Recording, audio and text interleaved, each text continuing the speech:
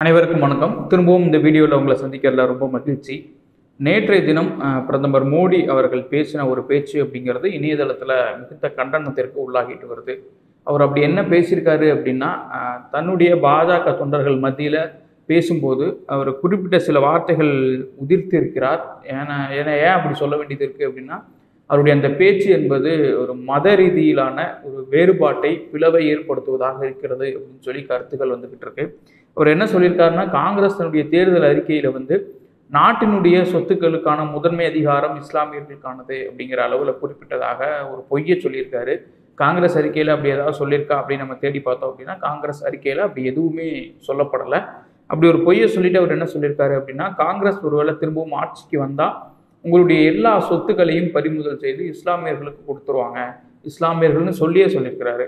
இஸ்லாமியர்களுக்கு கொடுத்துருவாங்க, உங்களுடைய தாலி கொடி இருக்கு இல்லையா, தாலி, அதை கூட எடுத்து இஸ்லாமியர்கள்ட்ட கொடுத்துருவாங்க.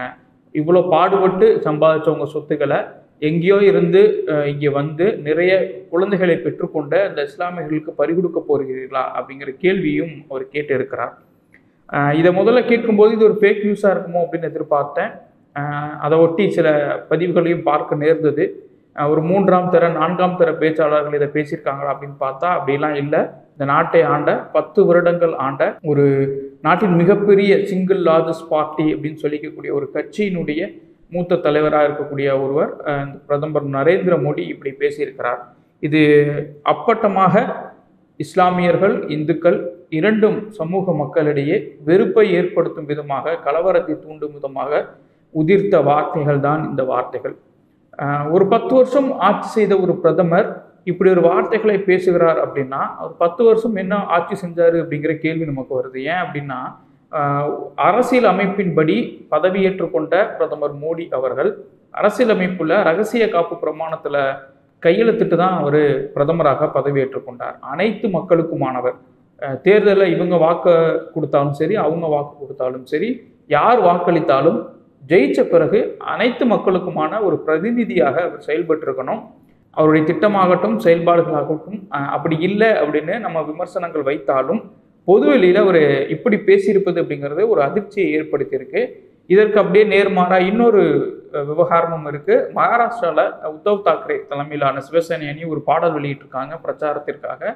அதில் ஜெய் பவானி அப்படிங்கிற வார்த்தைகள், ஜெய் ஹிந்து மாதிரியான வார்த்தைகள் எல்லாம் வந்திருக்கு.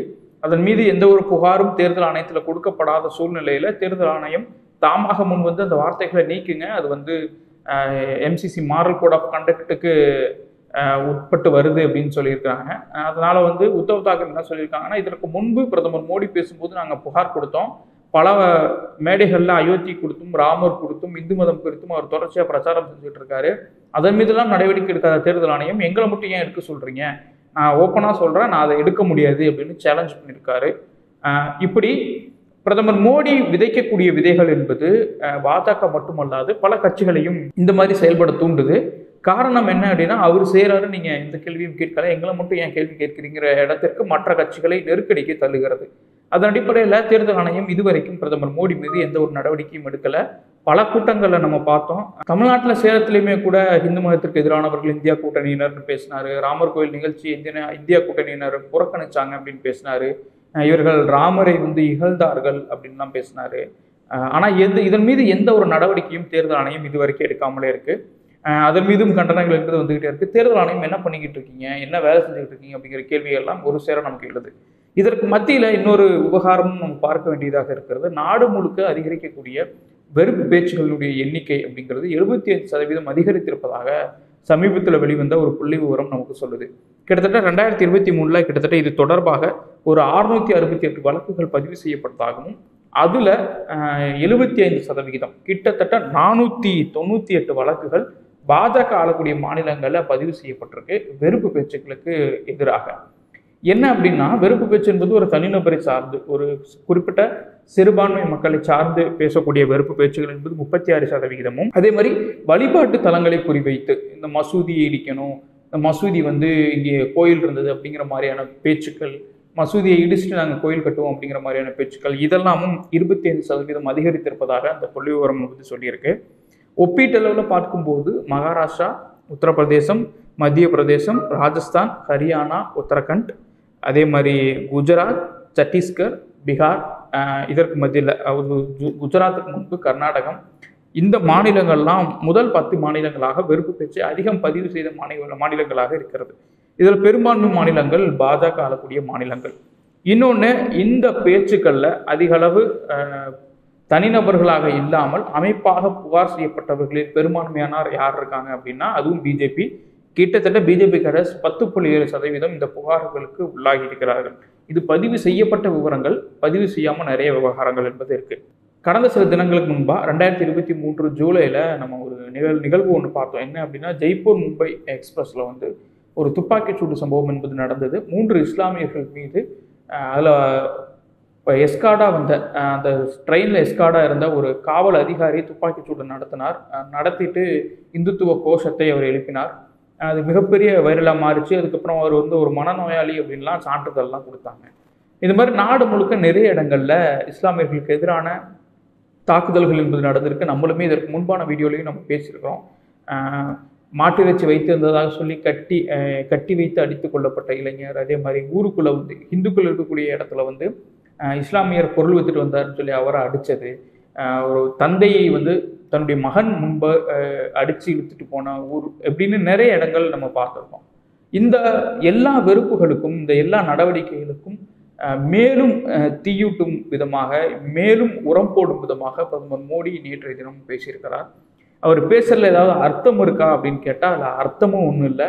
முழுக்க பொய்யை அப்படியே வாரி வீசிட்டு போயிருக்கிறாரு.